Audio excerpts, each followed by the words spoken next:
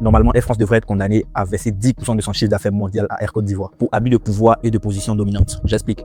Pour te remettre dans le contexte, Air Côte d'Ivoire a décidé de se lancer sur des lignes intercontinentaux. Donc commence à desservir maintenant Abidjan et Paris. Et bizarrement, la Côte d'Ivoire se rend compte que l'espace aérien français est fermé pour la compagnie ivoirienne. Et en réponse, le gouvernement de Côte d'Ivoire aussi a fermé l'espace aérien à Corsair et à Air France. Tous les vols d'hiver entre Abidjan, Paris de Air France et Corsair ne survoleront pas le ciel ivoirien. Et pourquoi j'ai dit que Air France doit donner des compensations à Air Côte d'Ivoire pour abus de pouvoir et abus de position dominante. Air France est la compagnie principale qui dessert Abidjan et Paris. Voir Air Côte d'Ivoire se lancer sur ce trajet, ça les fait de la concurrence. Et oui, j'ai regardé sur le site, les billets de Air Côte d'Ivoire, Abidjan, Paris à leur retour sont largement concurrentiels face à Air France et Corsair. Donc je pense que Air France utilise son pouvoir pour écraser la concurrence. Mais normalement et officiellement, Air France ne peut pas fermer l'espace aérien à Air Côte d'Ivoire.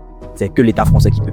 Mais c'est là la subtilité, sauf que Air France est possédée en majorité par l'État français. Je pense qu'Air France utilise sa position dominante pour écraser toute concurrence en utilisant l'État français justement pour fermer l'espace aérien à la compagnie ivoirienne Air Côte d'Ivoire. Ici, Air Côte d'Ivoire porte plainte contre Air France en s'appuyant sur l'article L420-2 du Code du commerce, dans laquelle il est écrit qu'il est interdit d'utiliser son pouvoir ou sa position dominante pour empêcher la concurrence. Et le non-respect de cette loi entraîne à l'entreprise de verser 10% de son chiffre d'affaires mondial, si c'est une multinationale, à l'entreprise victime. Donc, si Air Côte d'Ivoire porte plainte contre Air France et que Air Côte d'Ivoire soit gagnant, Air France devra donner 10% de son chiffre d'affaires à Air Côte d'Ivoire.